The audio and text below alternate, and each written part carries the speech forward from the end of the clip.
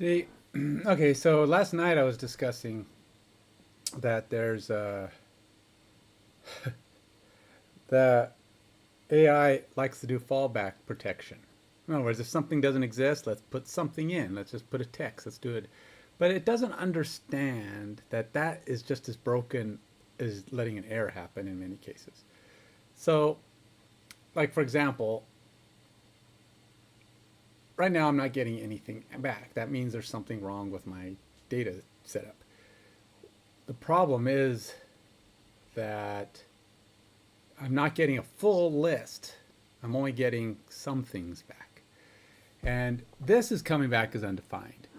The problem is that this value here is apparently not returning a value. And I say that with a question mark because I don't know why it wouldn't be returning a value. Um,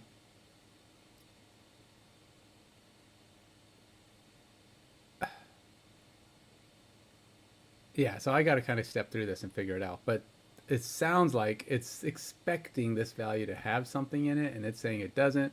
And then it says, hey, use a default to any if not found. Well, any is, I might as well just let it be empty. Any is not a valuable result. And therefore, I might as well just let it not work, and then I have to fix it anyway. So, yeah, we have a, so this is not something I can trap, which is awesome, but I gotta see, it will put me in here, and I gotta see where, handle position click, we got sal data positions, but the sal is what's in the data. Selected formation dot positions, find, pause, player position, where it equals the sal, and then we put in the position group. So first of all, does player position on my formation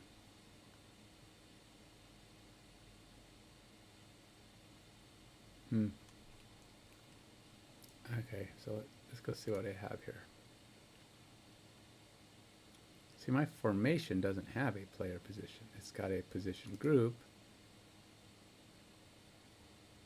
Oh no, that's formation. Okay, player position. Small, lowercase p, player position. Uppercase p. And then, oh, look at that. Position group is lowercase g. Why on earth did I create one one field with a lowercase that doesn't use camel case? Arg. Arg. Why would I create one field that doesn't use camel case? One field. I think a lot of it is when I type these things out when I first create them, you know, it's like type fast, type fast, type fast. But see, every other field is using camel case. That one field is not. And thus, the consistency breaks, right? Because I'm like fixing all my case, and this one field is not the right case. So that means I have to go and see position group has to be the full word, has to be same case, and then we got to replace, nope, no,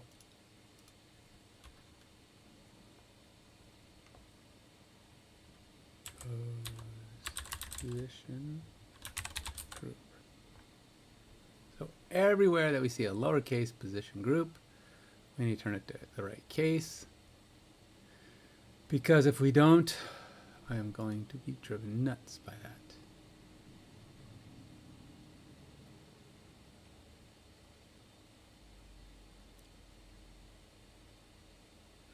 With the possible exception of that, because that one, yeah, that one's not going to work. I can't change that one.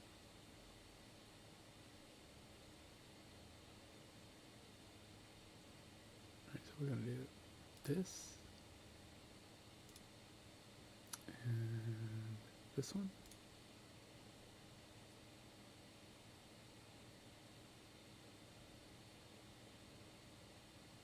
Route actions. Yep, that's going to have to be changed too. And And store formations is obviously doing it wrong also. I think. Maybe. Probably. Okay. All right. Now what? Now I gotta go to my code here and go to my playbook, which has now been altered. Doesn't show any errors. That's good. So go to my playbook. We'll hit Control C. Break that puppy down. Bring it back up so it can recompile with the changes. Hopefully correcting all of the stuff that was out of sync.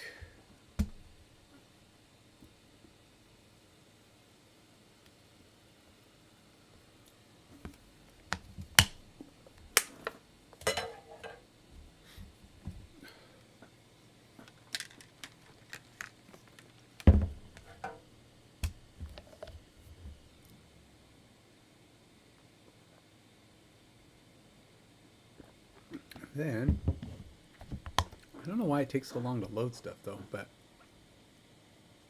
0 upserted, let's load route actions.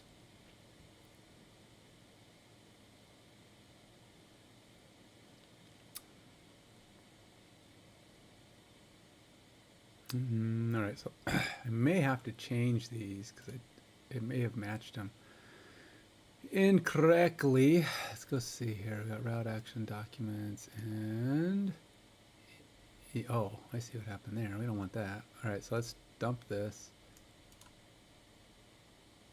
Drop collection.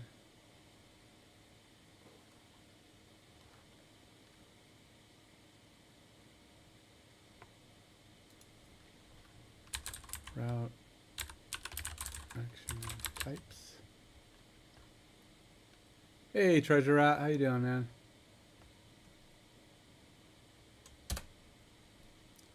And I probably need to drop my formations again to rebuild that one back up.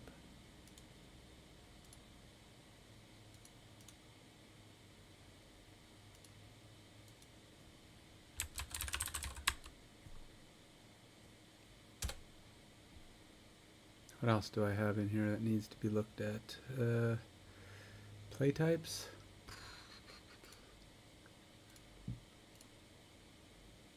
Yep, that one needs to be dropped too.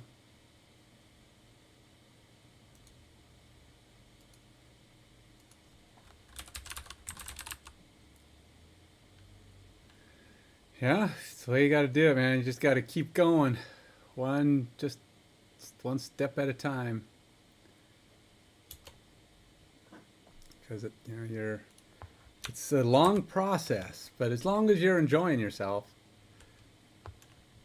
it helps. Don't burn yourself out to the point where you're not enjoying yourself.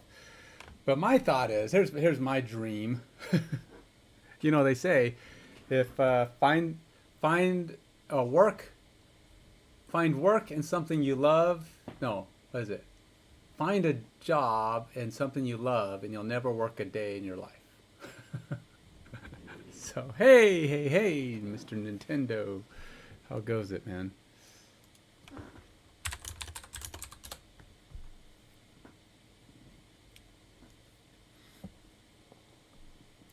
And you know what? Okay, so like I said, I've got 20 plus years of software development experience. And when I got laid off last year, I was kind of at the end of my rope. I was going through this thing of like, I don't want to do this no more. I'm sick of it. I don't want to go get another. I didn't even look for a job for at least a month or two, And when I started to, I just realized I didn't want to be a programmer anymore. I mean, I wasn't enjoying it anymore. I wasn't like, it wasn't fulfilling. It was just a grind. It sucked, right?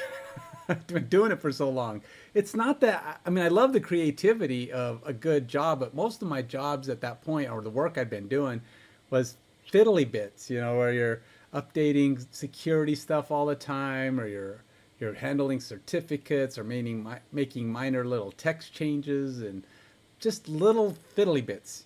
Adding a tiny feature which weren't even creative things. They were just like little, oh, add this screen with this dot. You know, it didn't do nothing. There was nothing exciting about it. And then all the jobs out there that I was looking at, kind of the same thing. They were all just like, oh, come in, do this. We have these apps that do blah blah blah. And some of them would, look kind of interesting. Not that I ever got a call back, so I can't say whether they were or not. But honestly, I wasn't looking forward to getting back into another big company that was doing something that just didn't sound fun. I would have loved to get into a game development company, but being as I had no game development experience, that wasn't going to happen likely. Plus, I didn't know any of the software that game companies were using at all. And so I had to... So in the next 6 months, I'm looking for jobs, right? Putting in hundreds of resumes. I'm currently probably in the 300 plus resumes out there, looking for various types of work, even lowering my salary expectations down to like 50% of what I was getting paid. Still, nothing. And then like last November, I kind of get this. I was doing a review on football games and on the Android games, mostly because I wanted to find a good football game. I wanted to play one. I wanted to play one that was, fun, hit that sweet spot of simulation and doing cool stuff. And so I downloaded, I have on my phone right now like 10 football games. That were basically every football game that Android had. I have Madden and I have NFL 2K, what is it? NFL 2K players or something like that. Which actually for a moment looked cool, and then I realized it was lame. Because I was playing it, I was like, okay, wait a minute. This is not. It had pretty decent graphics, but then I realized that they were basically just videos of a play, and which video you saw was dependent on which cards you put in, and it was just like, oh, this is really bad.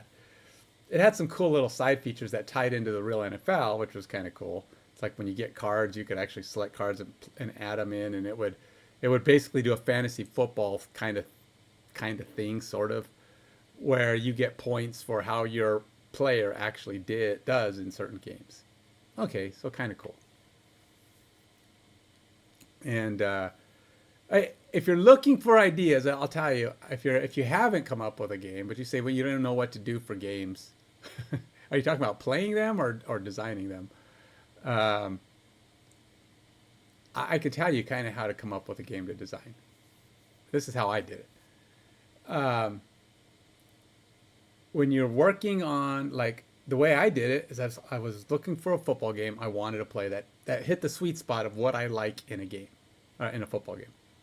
I'm not big on the control, like I've already told you guys, and but what I do like having the basic controls of games. So I started downloading all these games, playing them all, played for days or weeks on a lot of these games, and ultimately I said these all suck in some way. Some of them are terrible at doing this or that, or some of them are good at certain things and bad at other things. And why can't I get the right balance of stuff? Or they were decent games, but if you have a deep pocket and you want to just keep throwing money at it, they were okay. But I don't like games like that. In order to play, you have to pay. If I'm going to pay, I'd rather just buy the game outright, like you do with PC games generally, right? You pay $60 or $40 or whatever it is, and the game's yours. You just get to play it, period. Go through the whole thing, have fun with it, get tired of it, wait for a download, or wait for a DLC, or move on to the next game after you've gotten sick of it. Now, the pay-to-play model is most common in phone games. It does exist in PCs too. And a lot of them are PC games. A lot of the pay-to-plays that are on PC are phone games that have just been ported to PC. With the exception of a few things. A lot of the gacha games are pretty commonly made on both platforms. Some of them are just stuck on phone. But like you have Watcher of Realms, great game. It's fun. It has a lot of playability if you don't want to pay, but it does have the paywalls. You can kind of you start hitting the ceiling after a little while, and you're like, I can't play anymore. But the way I would go about picking a game, find a genre that you really like of games. Oh, yeah, that was a reminder for me. So find a genre that you really like in games, and then play them. And kind of the ones you really like, even the ones you really like, because that's important. Because you got to decide what you could do to improve it, or in some way stand out from it, while still satisfying that itch. Because you don't. What will burn a person out a lot of times is when they realize what they're doing is already being done. I mean, it already exists. So you're just reinventing the wheel. And sometimes that motivation can kind of die after a while because you're not creating something new. Now, unless you are an artist, fantastic artist, and you like to create new worlds, copying a game is not going to satisfy you, right? Because it's just not going to work unless you've got, like I said, your own artistic skills, and you can basically reskin a game, put your own little twist on a few little of the functionalities, and try to create a world that would be appealing to other people. So then you're creating something that's visually appealing and new. And there's a lot of good game designers, I think, out there that are very skilled at art and graphics and stuff like that. And there's and those people might be decent at it if they can do game development, but if you're a programmer or somebody who wants to create a fun new something, you've got to find your niche. You've got to find something that not only entertains you, because if you're not enjoying what you're developing, I mean, like, I would not have fun creating an insurance game. Who would want to play an insurance game? But I'm just saying, because I worked for an insurance company. That's what I'm saying.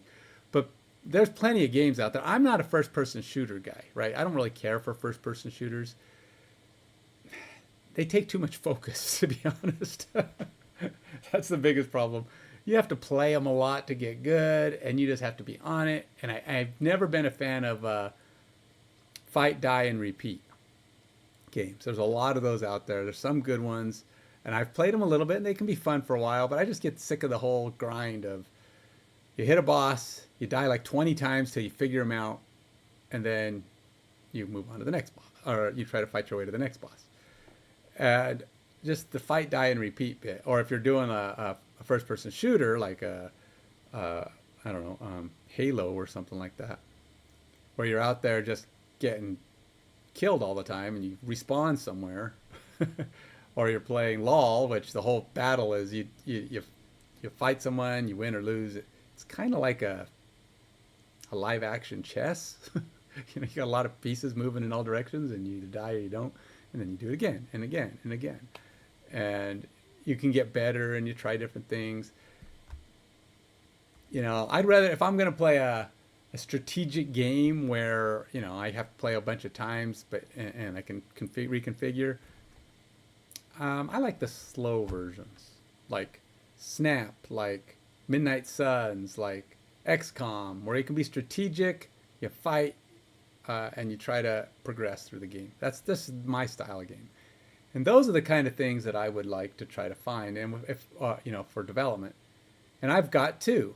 I've got my football game, which I am determined to get done, because so far every new thing I see, I'm like, ooh, this one's kind of close. And I start looking at it, like, okay, no, it's not. It doesn't do anything.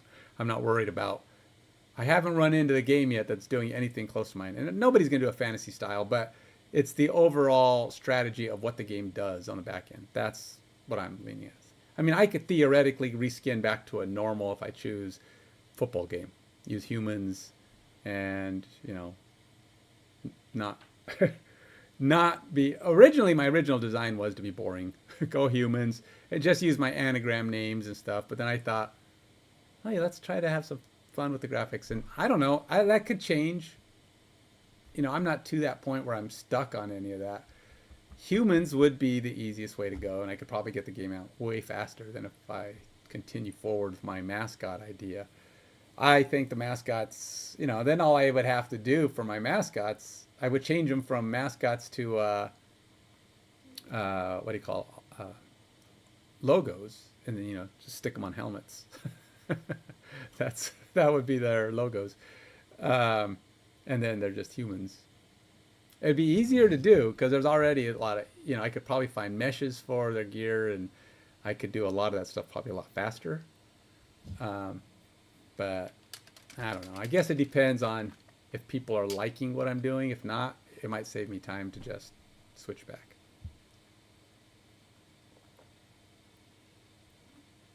Because I think it's cool, but I can live without it. That's one of the things as a designer, by the way, as a game designer, no matter how much you love a feature, this is a game rule. I've developed multiple board games, and I've seen a lot of games out there, and I used to follow a lot of board gaming podcasts for game design, as well as just people who play them, and some that are done by designers and there's game designers and game developers. I'll tell you the difference. If you want a game that's going to be successful, find your niche, because that'll help you to stay motivated, because you're working in something new and it's exciting and you're creating something that doesn't exist. And it'll also help your game succeed because you're in a niche. You found something that isn't being filled 100% or well enough, in your opinion, and therefore you have an audience that might be thinking the same thing. Hey, this doesn't exist. Let's see, somebody's finally doing a new thing. So take something you love, and hopefully you can fill the niche with something that's not out there, and you'll make a much better game. But one of the things you've got to do at some point, you're going to come up with lots of ideas to make your game work well, or to meet your desires, right? And when you're designing it and developing it, you've got to prioritize. You've got to decide what things are most important to making the game. Now, the game function is the most important. Ultimately, cool graphics will sell your game, but good functionality will sell a lot of your game. Or it will actually make your game successful, because people will look at your game and they look around, but once the reviews start coming in and the play testing starts to happen, the graphics will lose their shine if the game itself is not good. So it's good, like for Kickstarter, if you have a really nice graphical demo and you're going to try to make some money on it to launch it, that's awesome for you, because that'll help your Kickstarter. Because Kickstarter is all about the eyes. People look, they see, they can't necessarily play, but they're loving what they're looking at. It's like you see a lot of board games are super successful on Kickstarter, and they have the ones with miniatures make crazy money. They don't even know if the game's good. A lot of these games, honestly, some of them are pretty bad, but people will just buy it because it's got the minis. They're cool minis. They can paint them. They can do stuff with the minis. Games with minis, board games with minis they go nuts. It's a thing. I don't understand it. But I am guilty of it too. I only buy board games with minis in them. I have a lot. I play in a board game group, and I have friends that we game with. I let them buy the other games. I buy games that I like, that look like they're interesting, and for me, I pay a little more attention to the play ratings and stuff. But I will actually buy games with minis so I can paint them. I like to paint up the minis. And granted, I'm terrible at my actually doing the painting. I'll get like one guy painted in the game and slowly add others in time. But because I'm a very slow painter. It's not just the slowness of a guy. I just don't do it enough. Like, all my time is going into this game right now, except for on Saturday and Sunday. So I'm either painting at night when I'm sitting with my wife, because I have some of my paints upstairs, or I put an hour or two aside every month. I mean, it's really slow. So I enjoy it. And sometimes I'll stream it even when I'm sitting right here. But again, it's got to be something you love. You got to get in there, find your niche, provide something that people are going to latch onto, but be willing to dump features. I'm not talking about in quantity, but sometimes the effort and the effort and the desire to make that function work aren't worth it. And no matter how much you think this is beautiful and I really want it, sometimes you got to go, this, it's like this big of a ball, and you really only have this much interest in it.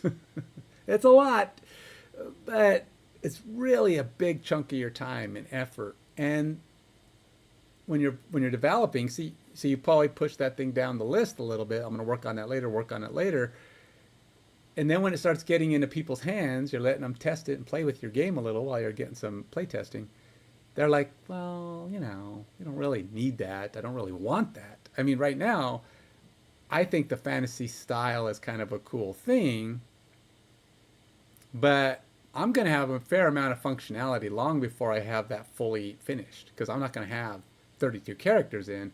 I'm going to have my simulation working and my play processing working long before I have all those guys in. And I'm going to start wanting to hand it out to people, make it available so people can mess with it. It's going to be buggy as heck and probably only work half the time, but they can get in there and kind of go, this is kind of cool, but why the fantasy? And if everybody's asking why the fantasy, I don't have any interest in that. I don't want, why is it you using football with the fantasy characters? I've already had a couple people question it. And I'm like, I'm not hearing people going, oh, cool, that's going to be so awesome. I haven't heard that yet. So right now, I've only had a few people mention anything, but it's all kind of lukewarm reception. And I'm not bound to it. I mean, I like the idea. I think it could be cool, but it's a lot of work. It's a lot of effort. And if it doesn't really interest anyone as time goes on, perhaps it's in my best interest to say, humans it is. I don't know. I can always use my cool images as artwork and logos and stuff like that. But I don't know. We'll see. I'm not throwing it out the window yet by any means, but I do know that it's probably the least interesting thing as far as anybody's response has been. And that could sway me. We'll see. Anyway, so what time is it? I did set up for a DoorDash, 11:30. I didn't go yesterday because my wife preferred me mow the lawn instead, and I was like, hey, okay, I'll stay home and mow the lawn because I was glad to do that. But I still have to go make money, as little as it may be. All right, so we're gonna go ahead and continue to try to work this nonsense out. I dumped all of those guys, so I got to restart my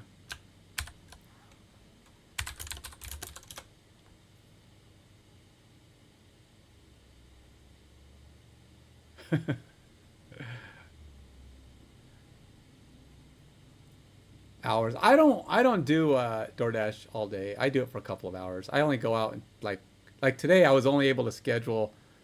Oh yeah, no, it's terrible. It's absolutely terrible. And I have to have some reason to do it. So right now, I mean, obviously bring in a little money, but it's so little money, it doesn't really register in terms of helping pay for life. My wife's income and my retirement money is basically paying for that, which of course I'm taking a 20% penalty because I'm not old enough to retire, which really sucks. It's a 10% penalty, but then you pay taxes on it, so it's 20%, which just really sucks. I hate it, but what can I do? Until I get a job or somebody wants to start supporting my game. If I can get my game to a certain point, maybe I can find a publisher, because I hear publishers are looking for games if they're interesting to support. But anyway, the thing I'm doing with DoorDash is, okay, my wife and I go out once or twice a month, maybe 3 times, just to go out. So I say, okay, my goal is for DoorDash to pay for those date nights, those things we do. So if I make enough money to do that, okay, so that means our date nights are free, sort of. I had to go work for a few hours here and there, but at least I paid for something. give myself a goal. The other thing is right now I'm trying to earn enough. My wife mentioned she kind of wanted to go on this camping trip that we normally do every year. It's a church camping trip. It's kind of cool. And I play in a, I like it because I've been playing, they have a horseshoe tournament every year. I play horseshoes once a year and it's usually there. And I didn't play last year because we didn't go. They have a trophy that they put the names of all the winners on it. And it's a team horseshoes. So it's 2 people. And they randomly pair people up. You don't even know who your partner is until the day you show up. Prior to last year, I'd won 2 years in a row, and I've been on the trophy 4 times. And I only play horseshoes once a year when I go. I used to bowl, and I have to blame bowling. I used to bowl a lot. I mean, a lot. Like, I would bowl hundreds of games a year, hundreds. Like, I played on 2 scratch leagues, and I bowled, practiced all the time. I was thinking of going pro for a while. I had like a 208 average. But apparently, it translated to horseshoes because it's a similar motion, right? And I learned a way to hold the horseshoe, and I've been in the final like 6 times. I've been on the trophy now, I think 4 times. I had won twice in a row prior to last year. I kind of want to go back and see if I can get my title back. And it didn't matter who I was paired up with. I was paired up with, it seemed like there's be times when I'd be paired up with a weaker player, but I would just have a great day. I would just be on. And then some days I'd be playing worse, but my partner was always good enough to kind of compensate. And it was just like, it always seemed to balance out. And I was always in the race. So it was always fun.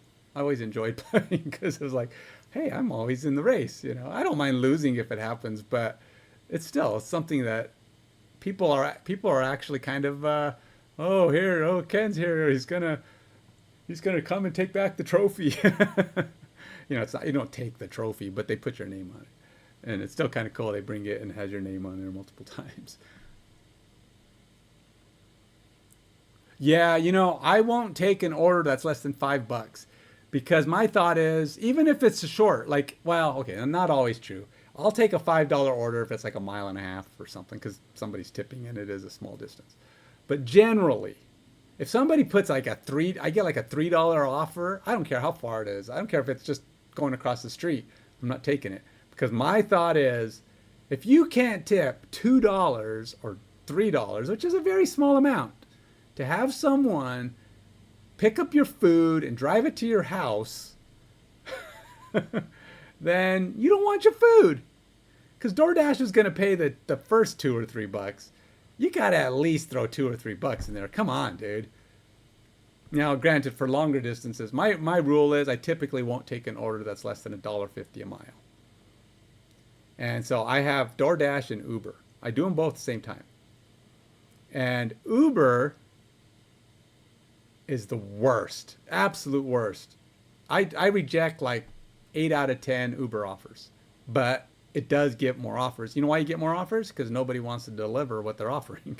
They're really bad. Uber is like twice. It's 5 times as bad as DoorDash. You get a lot of offers for 15 and 20 mile drives and more. I've had like 26, 27 mile offers. Typically at about 25 to 30 cents a mile to go drive for 30 miles. I'm like, no freaking way. I'm rejecting those things all the time. Like, nope.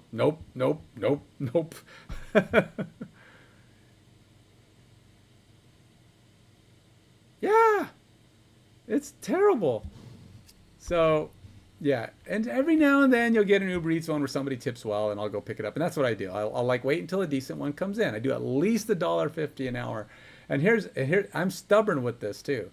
If they offer, which they haven't done in a long time, DoorDash, if they offer a bonus, which they do rarely, usually on like a Sunday they might offer bonuses, or the weekends. If they offer a bonus, I still require $1.50 a mile plus the bonus. So I take whatever the offer is, I subtract the bonus, and I go, is that $1.50 an hour? A mile, sorry, $1.50 a mile. And if it is, good to go. Then I get my $2 bonus. Because if you just use the $2 bonus in your dollar, that's just allowing people to be cheap. And I'm not going to do that. I figure people can pay their few bucks. And if you're going to ask someone, I'm telling you, as an ordering person, you're going to order food from 20 miles away, you need to cough up some tip. Yeah, you know why you don't want to go get it? Because it's 20 miles away. You really think somebody who's not going to eat your food wants to drive it 20 miles? No. If you want to be lazy, stay at home and get your 20 mile away food, pay some freaking tip, man. Motivate the people to take your food to you. That's just now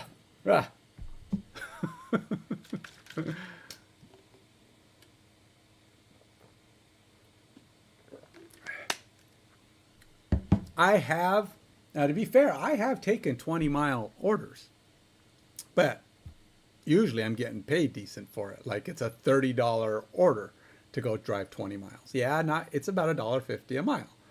I'll say, all right, I'll do that. And usually it's because somebody's decided to tip. I've also had multi-orders that pay pretty good sometimes. I had one order, which was kind of cool. The local food bank did a DoorDash where you go and take food to the people for the food bank. And I had to deliver to like 5 people. It said it was like a 25-mile drive or something like that. But it was kind of driving around in circles. So you were staying kind of in the area. And it paid $90. I was like, yeah, I'll do a $90 drive. I'll go drive 20 miles for $90. And that's like an hour. That's like more than I make in 3 weeks of door dashing. It's like, yeah, I will definitely do that.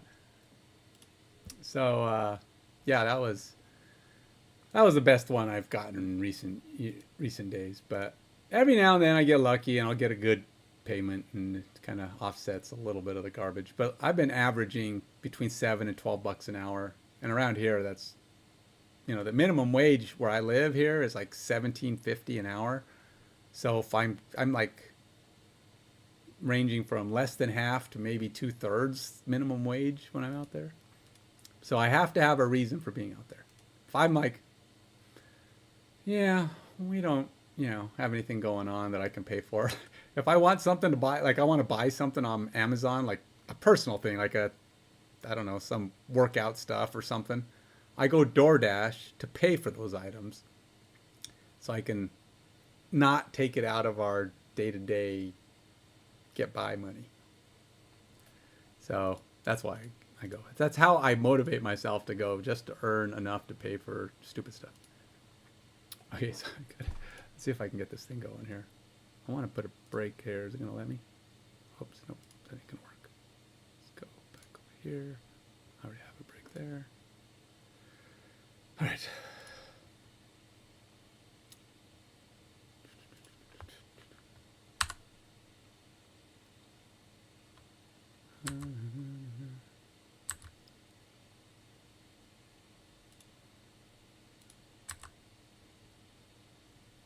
Still undefined. Well, that's probably because I haven't finished it. So here's my problem right now. I have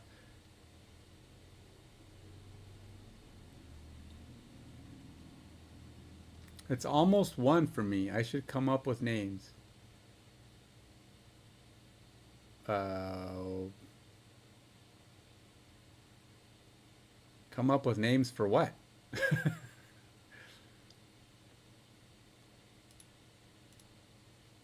Hey, so I am not fixed on my current game name. If you have any ideas, for your game. But what does the time have to do with anything? It's almost 1 for me. I should come up with names. You don't need a name. Just get a working title. Just give it something goofy like my sim game, or look, I was originally calling this a football sim or football simulator. That's what I started off as. It's just your working title. By the time you can let that mull around in your head while you're working on the build. Right now, I've moved into I was originally calling it Pro Football Fantasy Manager, PFFM. That didn't quite work for me because I don't want to call it fantasy football because it's not. I mean, it is fantasy themed, but I would feel like that would kind of give the wrong idea of what kind of game it is.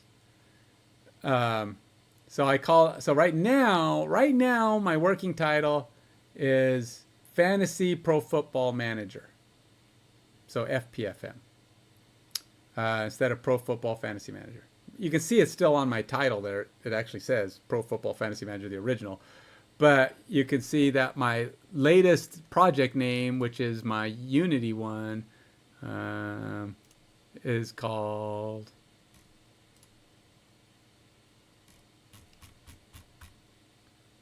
FPFM, Android. So that's my Unity project. So who knows? I may be changing it to something else. I haven't decided. I keep coming up with names and trying to decide what sounds good. But name it after your 3D people or something with it. My 3D people? You mean like the characters? Like, but I have... But those are just, they're all different teams. So like what? Just name it after one of the teams. I don't even know who I'd want. About the Scorned? I would have to be something with the Scorned. Because it's the Broncos, and of course I'm a Broncos fan, so duh. So but then you're picking a team as your, I mean, you're kind of like isolating it.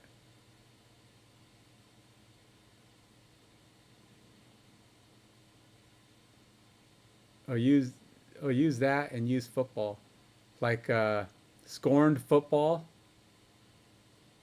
Yeah, but the thing is, the title doesn't say what it is. Oh, you mean like I call it like Scorned Football Fantasy or Football Manager, like a subtitle. It'd be Scorned Football Fantasy or Football Manager. I don't know. Pro Football Manager, because I still want to have it kind of be what it is, you know. But that might be a subtitle.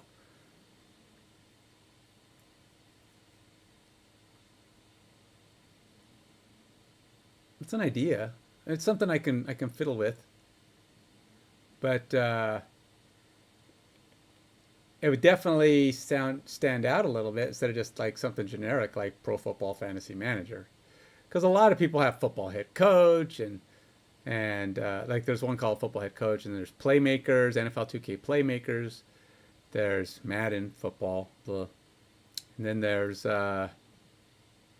what else is there? Super Tiny Football. There's Big Win Football. There's Retro Bowl.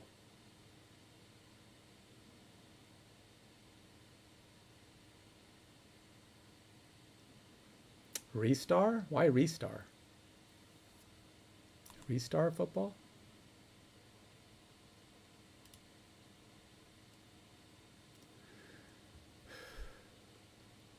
All right, so we're in here. Got positions. Got player position. Player position is a slice, which is going to be what? Equals a cell, which is currently nothing because I don't have anything in there, but it will be.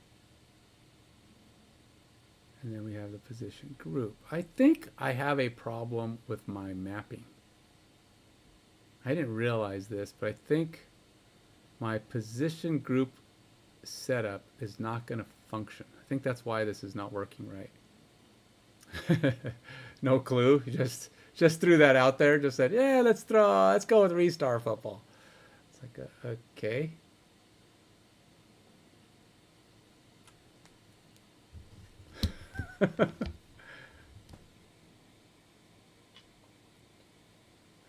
I'd like it to be something that's indicative of either what it is or its theme.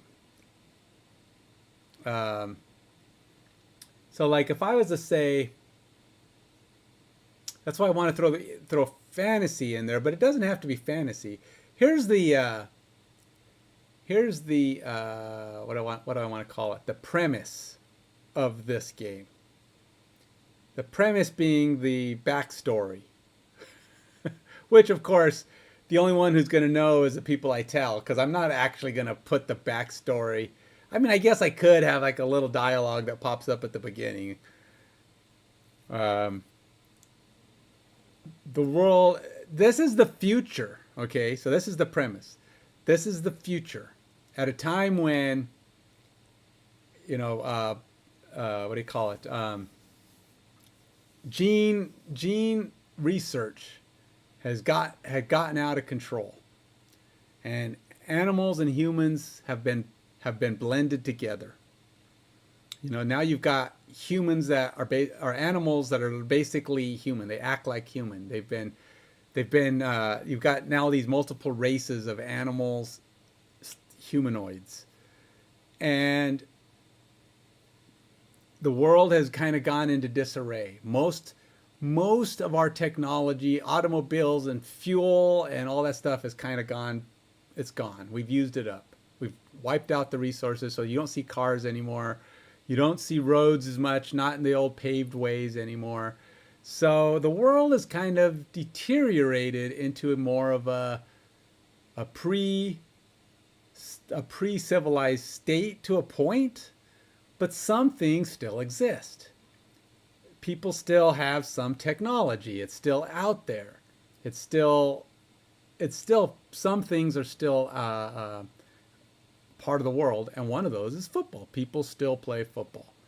But now the teams, the players come from all over. They could be from the lion factions or the flying cat faction or the orcs or whoever. They got all these different factions of peoples or creatures, and they all have people that, you know, are in this league, and they all play together, and they have their battles or their games are still being played out there. And there's even technology enough to have things like, we'll have a scoreboard, but I'm going to try to make the stands look a little bit more retro, a little bit more, I don't know, a little bit more broken down. I hesitate to call out monsters or creatures or whatever the creatures are, because I don't want people to think this game is about them, as in people who can fly, who are big and strong and do things out of the ordinary. 'Cause they aren't. These guys are going to just be playing football, right? So they're really just an appearance, except for the occasional time when I have some special animations for successful things, like maybe sacks and touchdowns and things like that might happen with special animations. But overall, the game is the same. It's just I don't want to call out the monsters, because if you make the monsters the focus, people expect them to do things that are monstrous. People want it to become a Blood Bowl, you know, or there's a number of other games out there. There's actually one I saw that was actually kind of cool. I mean, for what it was, but what has skeletons and other kind of monsters on it already. There's one on Steam. You can look it up, where, you know, they're all pounding each other and crushing each other and doing all kinds of stuff. Basically, it's Blood Bowl, and but I don't want people to think that's what this is. So if I focus the title on the creatures themselves, people are going to think creatures are the focus. It's just a time in the world. They still have their NFL rules, and they have to stick to them. There ain't no flying and doing over that. Football overnight. Call it football. What if football?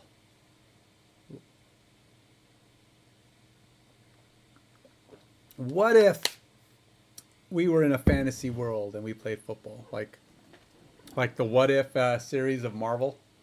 We can call it What If Football. That could be interesting. I mean, it kind of has a kind of an interesting. What if all creatures of all? What if all these things had occurred and we still played football? Not soccer. I actually was watching a TV show the other day.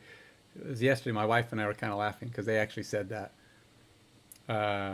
We were watching Blue Bloods, and Danny, the detective guy, he was talking to some fans of a soccer game that was going on, and somebody mentioned, they were watching the football game. He says, "Did I miss a football game?"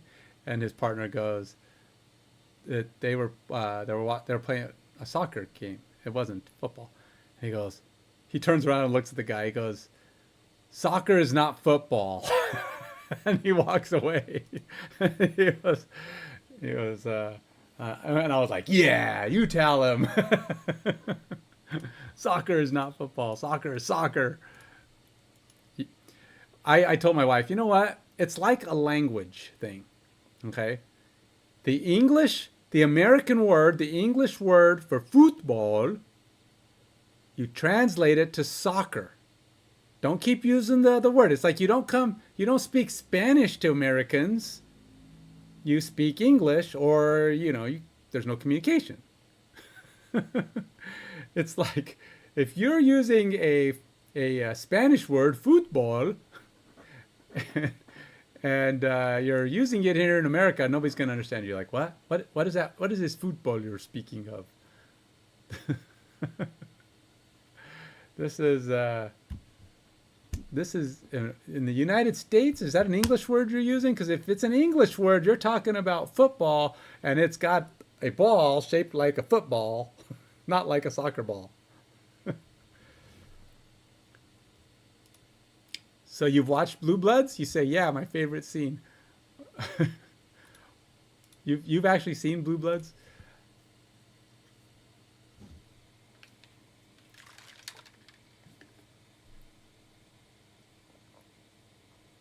Oh, it's 11:07. I still haven't fiddled this out. I fixed this thing. Let's see what I've got. Oh, wait. Taking this off. Yeah. Well, that didn't quite work as I hoped. Okay, so we're still not getting what we want. My lines are drawing just fine. That's good. But I'm missing my actions. Why are my actions not showing up? Why? Oh, block, because block is in any. That's why it's allowing any. And move and lineup are in any as well. Everybody has lineup, everybody has move, everybody has block. But my specifics are not being called out. So why is my position group faltering?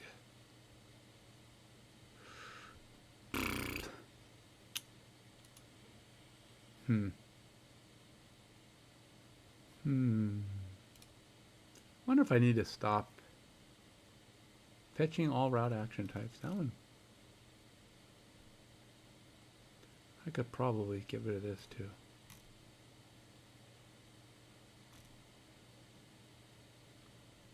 So if we match the position group, we're actually fine. I don't need to worry about that other stuff.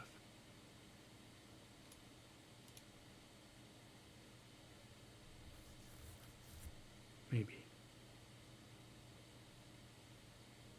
Let's go over to my play editor. Play editor. Let's close this thing up.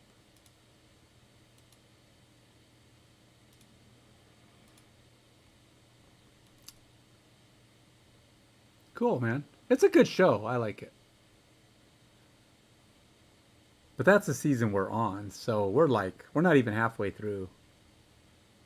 We're like, I don't know, what season was that? I think we're on season 4, 3 or 4. It was about 14 seasons, so we're a long ways from the end, but we do like it. We are enjoying it. We just started watching it, I don't know, a few months ago.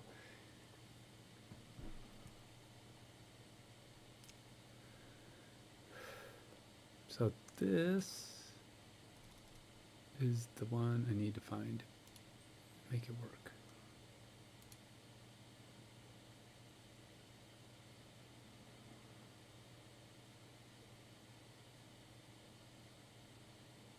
Oh, I did switch.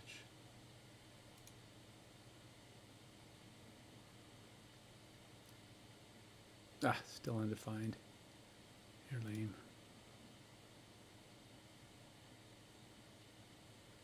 Oh yeah, you're a little ahead of us. It's not too far though. We don't watch it every night because we have some other shows we watch, but it's kind of like our fallback. We really do like watching it.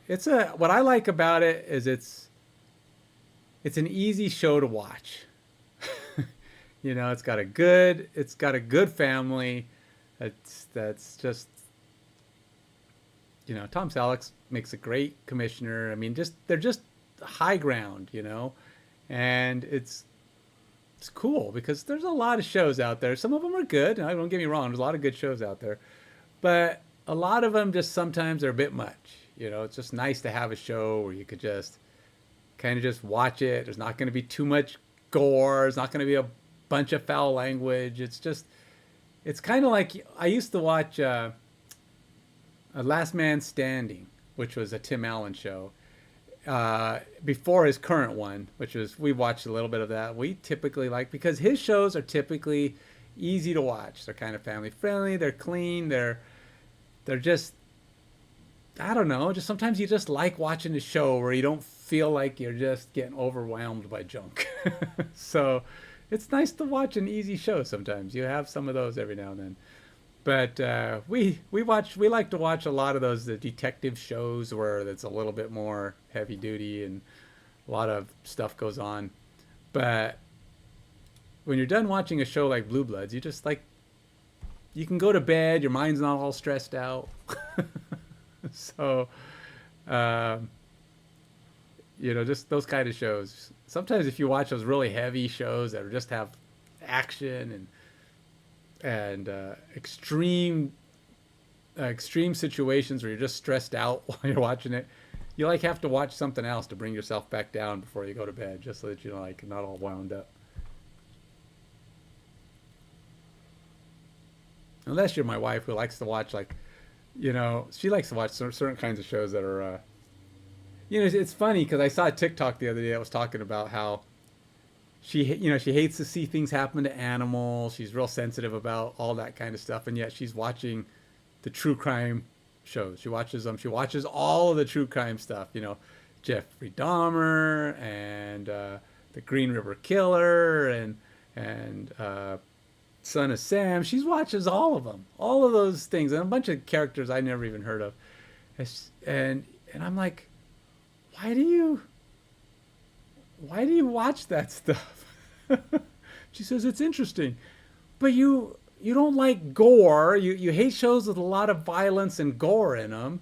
She won't watch them. I like action movies, you know, so there's sometimes some gore and stuff going on in some of those, but she won't watch those shows because they have too much violence and gore. And I'm like, but yet you're watching these shows which graphically tell you of all the rotten things real people do. It's like, at least my shows are fake. That didn't really happen. There's nobody really dying. And I'm like, what part of your brain clicks in those situations, you know? Because I don't like those shows. I don't like true crime for a lot of reasons. But for one, it makes me mad because you see the ineptitude of the police departments or the fact that these guys were getting away with it for so long, even if the police department wasn't being inept. They just couldn't figure it out. But still, it's like, those things frustrate me because it's like, there's nothing I can do. It's past tense, but it just makes me feel gross and I hate it. And I'm like, how do you watch this stuff? I do. I give her a hard time about it, but c'est la vie. I mean, there's shows I watch, you know, I watch fun shows. I'm a guy's movie guy, right? So I like your action flicks, your superhero flicks, I even like a good horror movie. I haven't found any that really scare me though, because I don't get scared by that stuff. But one that kind of creeps into your bones, can be kind of creepy, and my wife hates them because they're usually devil or satanic or whatever. I'm like, yeah, you watch shows about Charles Manson, who was obviously pretty. There was a lot of satanic-y things about him, but still, I'm like, I watch these shows, I enjoy them, and but yeah, I can't get her to watch them for nothing. The only time she'll go watch a superhero movie with me is if it's got some actor she likes. Like she's like a big fan of one particular guy or whatever. Oh, I'll go see that. Like, really? Really? You're going to go see it because you want to see Doctor Strange? It's like, no, but I like Benedict Cumberbatch. It's like, yeah, that's what I thought. But it's funny. Women can say that stuff, right, to their husbands. Oh, I want to go see it because it's got this dude in there, or that dude in there, or that dude in there. But if you tell your wife, I want to go, I want to see that chick flick because it's got what's her face in it, and I really like her. It's like, slap. She's like, what? Oh, no. I was like, I don't know. I mean, it's because she's a really good actress. They're like, so, like, she knows that one of my favorite actresses from the past, not so much lately because she's gotten kind of strange, but I always liked Angelina Jolie, right, as far as actresses go.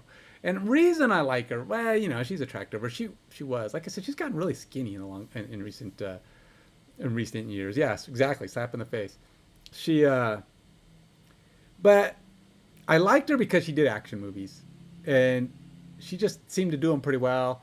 I was a big fan of a lot of the stuff. I never really watched her when she played what was it, the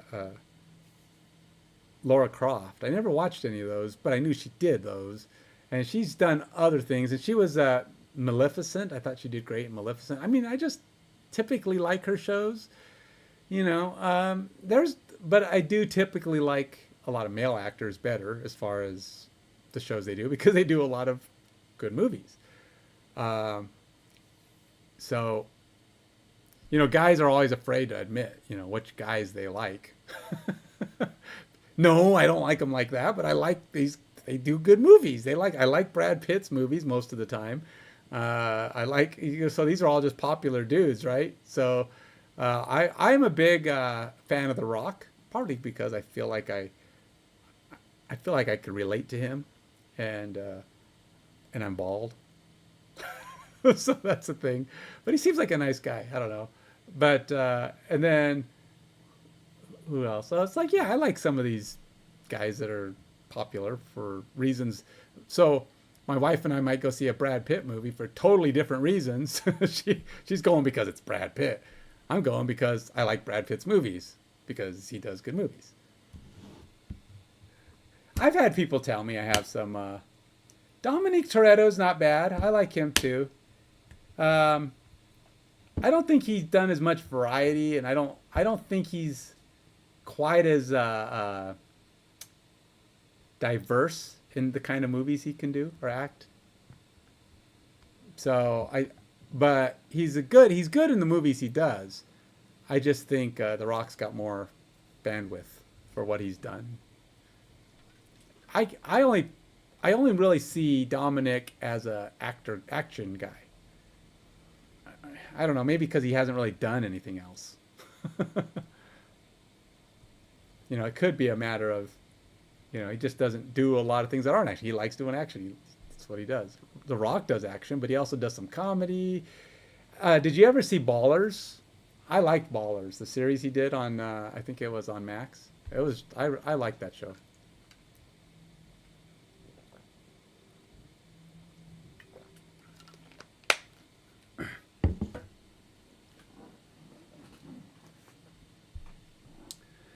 Well, I'm just cruising right along to my my DoorDash time.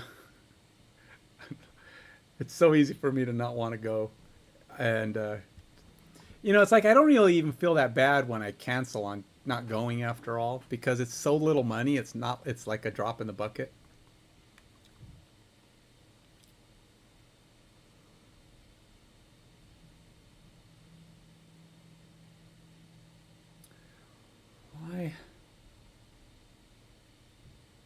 Now Vin Diesel's another one, a lot like that.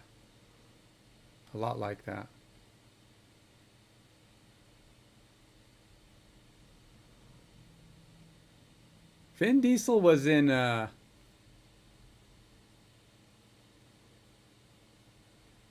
Vin Diesel, yeah, Vin Diesel played Dominic Toretto. He wasn't, yeah, that's right. Vin Diesel was Dominic. They're the same person. Yeah, but most of them are action. He's an action guy. What did he play? What part did he play in Avengers? I do think I remember seeing him there, but was he a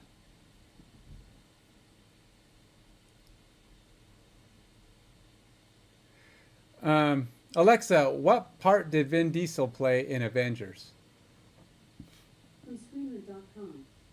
Vin Diesel has voiced 2 versions of Groot in the MCU's... Oh, Groot. I don't know if that counts as him being in the Avengers. Groot was in the Avengers. He was just the voice. Alexa, stop. So, he was Groot. Okay, I guess that's in there, but...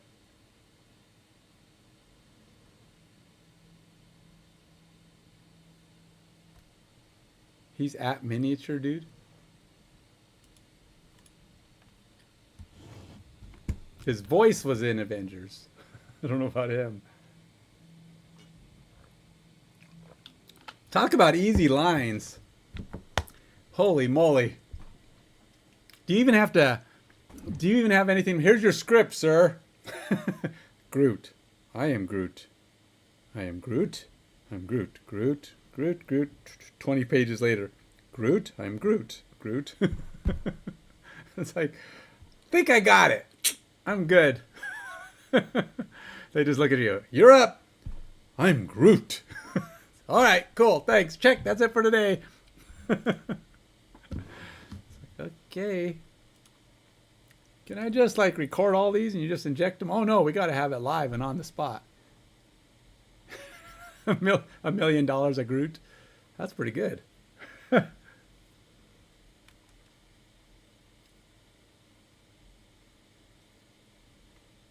I'm getting rid of these. I don't like these fallbacks. I understand the premise, but it just doesn't work. I mean, if it's not right, if it's not giving me anything, it shouldn't even be in there. I still got to figure out why this is undefined, though. All right, let's go ask my AI here.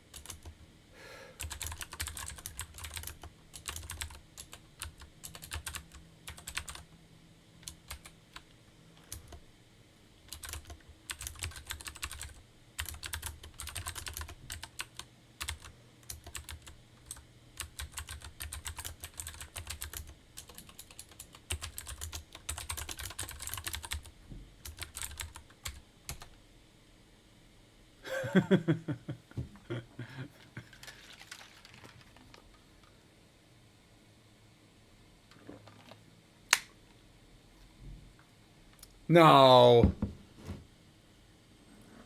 There's no way Vin Diesel made that much money.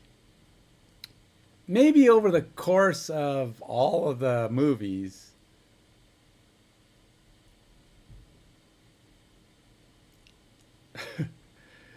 He might have been paid $1,000 a Groot or $100,000 a Groot. That's what I would probably say. $100,000 a Groot.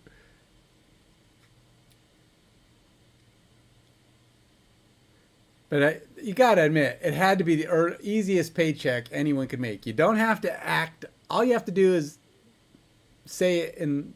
like I said, he could pre-record like every way of saying, I'm Groot, I'm Groot, I'm Groot, I'm Groot. You know, however he wants. Just say it a bunch of times.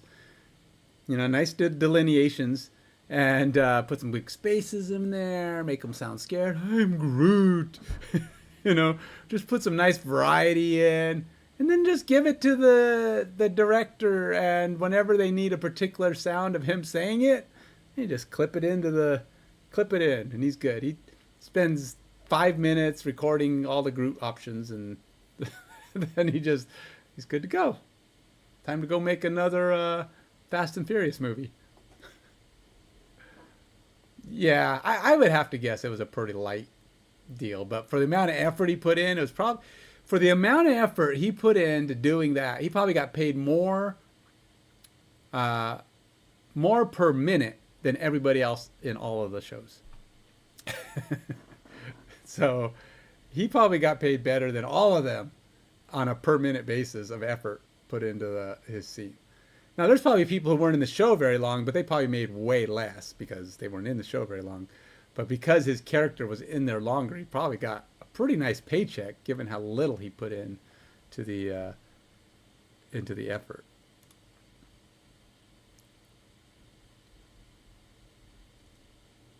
Oh, really? You actually you actually went and checked it.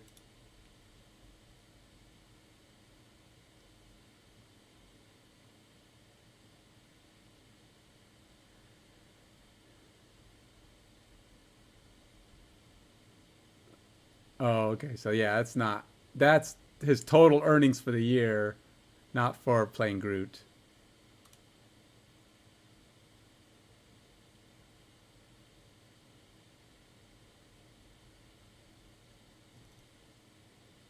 Yeah, and voice workers don't get paid that much money. Doesn't really say. While his lines only consisted of I'm Groot, Ben was paid out of which comes to $13 million paycheck.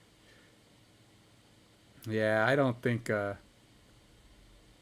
he did a lot of movies that year.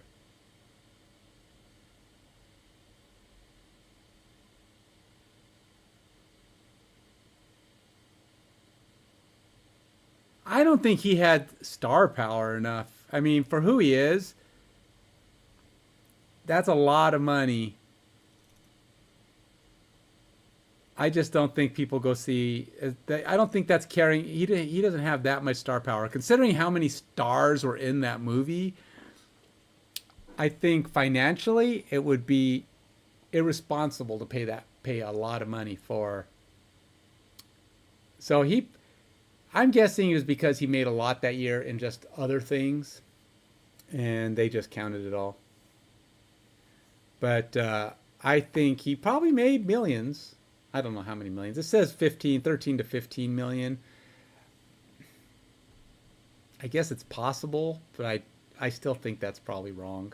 You know, they don't always fully report each movie, right? But they do say like what he made for the year. But he had a lot of movies that year because he's always how many Fast and the Furious movies? He comes out with one every other year. There's like the Fast and the Furious 23 now or something, give or take. It might be a little off. The position group is defined as position group, blah, blah, blah. However, when looking at how this is processed in route action types, it's a potential mismatch.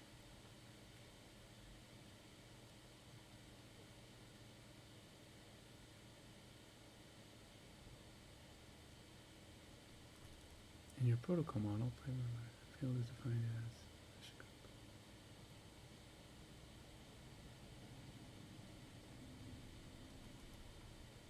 In your formation layout component,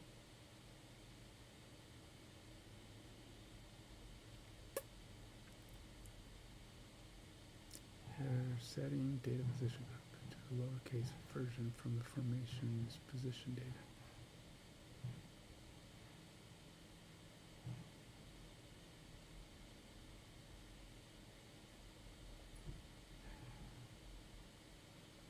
And in the play editor component, see there is case problems. It says, it's pointing out a bunch of problems. It hasn't told me what to fixes. Oh, is it actually the last one? It's like, yeah, didn't we think it was the last one, like at number 7 or something? Now, the question is is it going to be the last one or the last one for him? And they're just going to kind of keep it going. Because, I don't know, it's kind of turning into one of those, at some point, a show either dies, which it looks like it may, but or it turns into a franchise, like a serious franchise, like James Bond. James Bond will keep cranking them out for eternity. Now the big thing is just who's going to play James Bond, and they can just keep throwing out new movies. And what are they got 20 something James Bond movies now. How many shows? Yeah, but Guardians of the Galaxy is done. So what's he going to do? Play a different part? The Avenger, the Marvel universe is going to go on forever too. I mean, how many shows are there? There's 20 some movies there, but they're all different. I mean, they're different shows, different characters, different things. They have not yet gotten to the point though where it's when a show makes that switch, that change to where they start putting in new actors for the same part. That's when a movie becomes a franchise.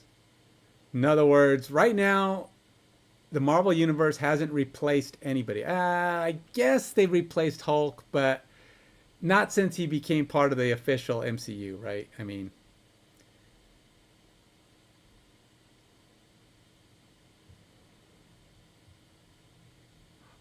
they have powers? Oh, I have to see that. No, I didn't. I didn't know. I didn't see that. I haven't seen like the last 5. I think I saw the first 6 because I got the box set and I watched those ones, but I haven't watched them. I keep wanting to, but here's the problem. I have A-list, AMC A-list, where you can go see 3 movies a week and watch whatever you want. But I don't like seeing movies by myself, and my wife doesn't like seeing the kind of movies I like.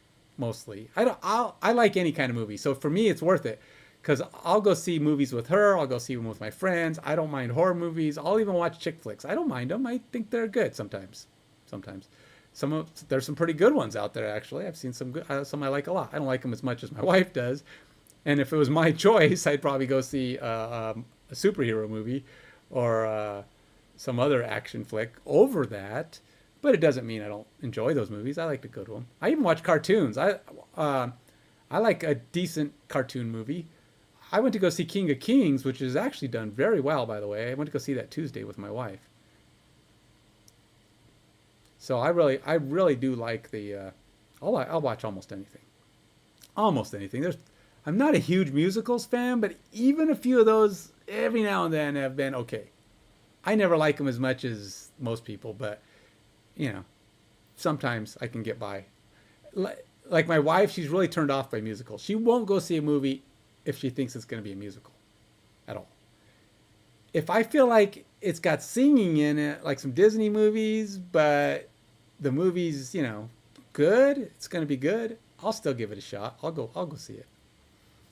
So A-list works for me, but I don't get to see a lot of the shows I want to see because I don't like going by myself. I have friends that go see movies, but they live pretty far away, so we don't go together. Of the ones I know, and then I have a couple other friends who don't like the same, who just aren't big on movies, so they don't go see them. So I just haven't found me a movie partner yet. Somebody who likes to go see good movies, and somebody I can, not go by myself. So I have one friend who lives close enough who does like the same movies, but he's just always busy. I can never coordinate with him. So it's just like he doesn't go see enough movies. Not because he doesn't want to. He just doesn't have time, or he's always doing something. And so, yeah. I don't get my full value out of A-list, but I have it. And it is kind of cool to be able to go see a movie anytime I want. I get my wife to go, because then we have to pay for one ticket at least. You only have to see like 3 movies a month to pay it off. And I usually see pretty close to 3 movies a month. And if you go see them during prime time, you only have to see like 2 movies in a month to pay it off. So it's not so bad. We go on Tuesdays a lot though, so it's like $7 a movie or $8 a movie. In which case, I got to see a couple. I got to see 3. And then, as a result, like once a month, I get free popcorn because that money goes towards the A-list deal that earns you credits. And you gotta have popcorn. I rarely go to a movie and don't get popcorn. I love popcorn. I don't need it with butter though. I just like it straight out of the popcorn machine. But I do like movie popcorn. Because that butter stuff they put on it is weird. It's like greasy water. I don't know. I don't know what that is. Oh no! It's DoorDash time. Oh, suck. I don't know. Not getting very far in my task today though.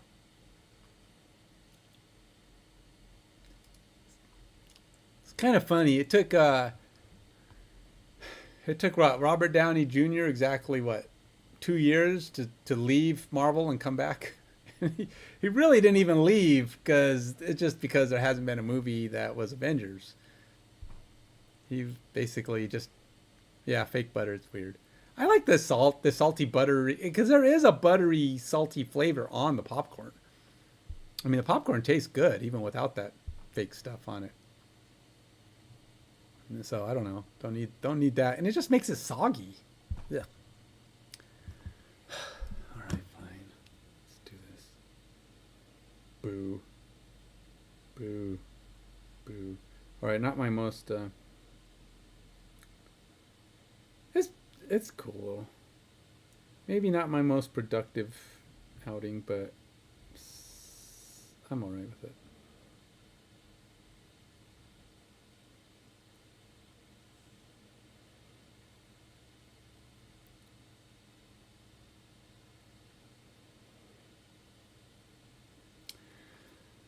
I will be back on again later today. I'm just, I don't know when, because I'm going to probably play pickleball this afternoon. And I only have, I'll probably be on for maybe an hour. Yeah, because my dash time, unfortunately, I signed up really late. So, oh darn, I'm only going to have like 2 hours to to be out there. And I have it on now, so at any moment they could.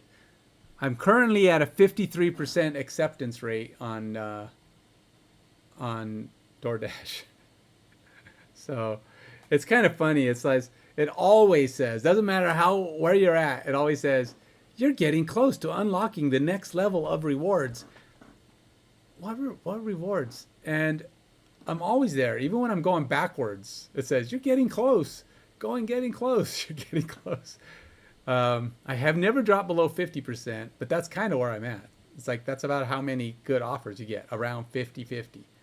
Bad offers, good offers, bad offers, good offers. I'll do 2 or 3 in a row, and then I'll decline 2 or 3 in a row. So, well, guys, suck. I did not fix this, but it was fun talking to you guys, talking about all kinds of interesting, bizarre, random stuff. Some of it was even coding related. I guess that's it, man.